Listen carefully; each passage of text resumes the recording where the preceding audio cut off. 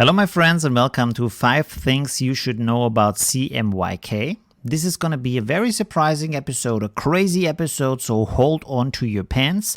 My name is Olivio, I'm a professional designer from Vienna, Austria, and let's get started. The first thing I want to tell you is probably the most surprising to you, and I'm already seeing the technical guys amongst you reaching for the dislike button because even after many years of being a designer, I will admit to you that I'm not using CMYK, and a lot of the artists and designers I know don't use CMYK either. And there is 2 good reasons for that.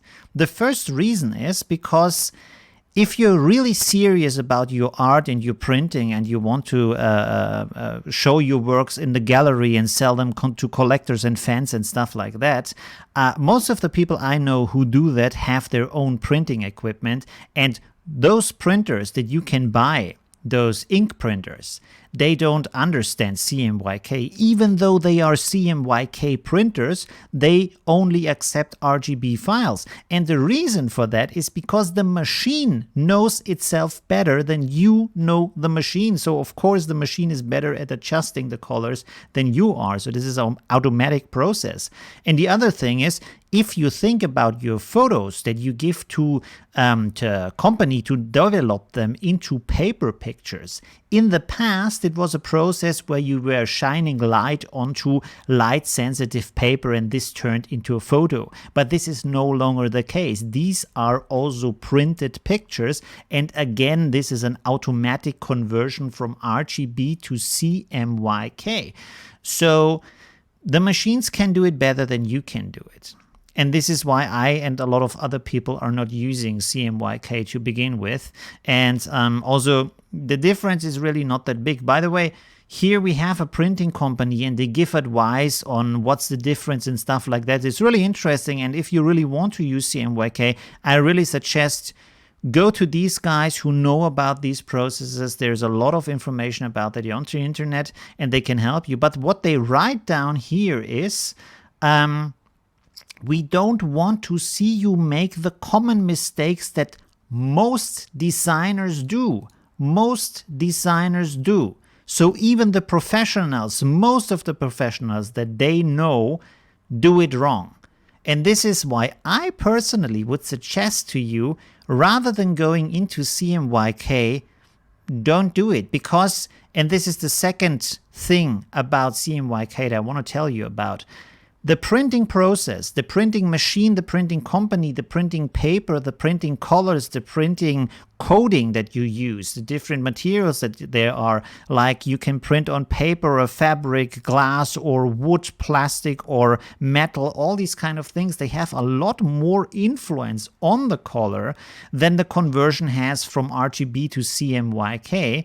And there is another thing that's important to know. Your screen is not made of paper. That's a fact. It's a technical device that emits light, and light is RGB. So when you see this on your screen and then you convert it to CMYK, you're going to see this.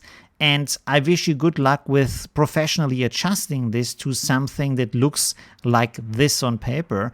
And the thing is, not even this on your screen looks like this on another screen because the screens are different. So if you can't do it on a screen, you can't do it on the material. So what you should focus on is the final result that you're getting. You should be more an artist and less a technician. And if you really need the technical part, ask a technician. I'm an artist. I'm sorry, I can't tell you about that. So the next thing, the third thing that I want to tell you about why a lot of artists I know, a lot of designers and illustrators that sell their pictures for a lot of money in galleries don't use RGB. Let's go back to this here. Is because they have their own printing equipment. And this is what I would suggest to you.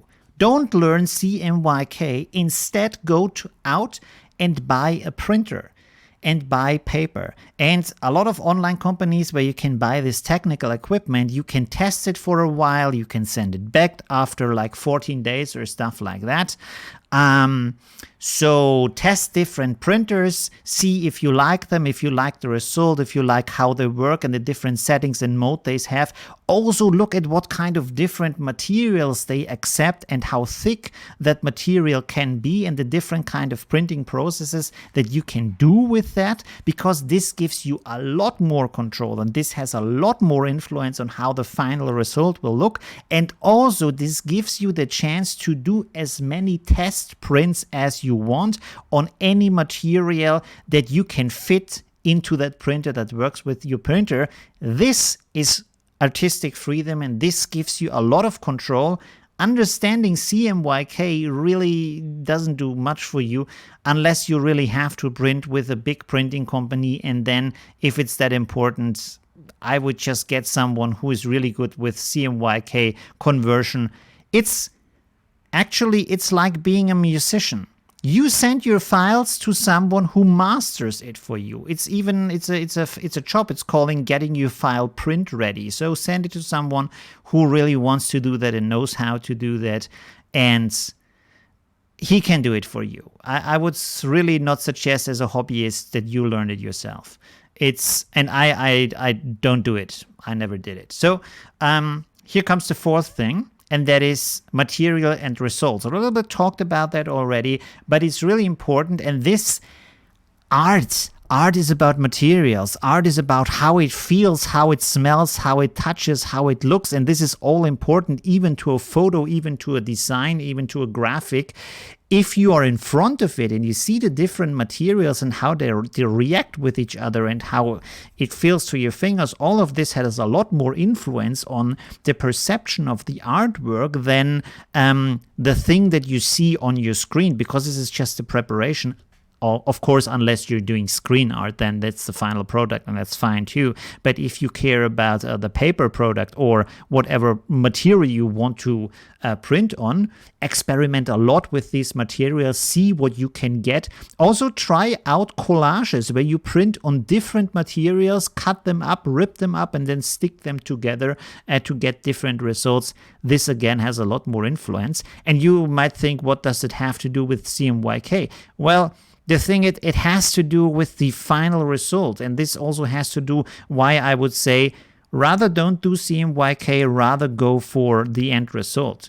And this is basically already my final point, is focus on your art.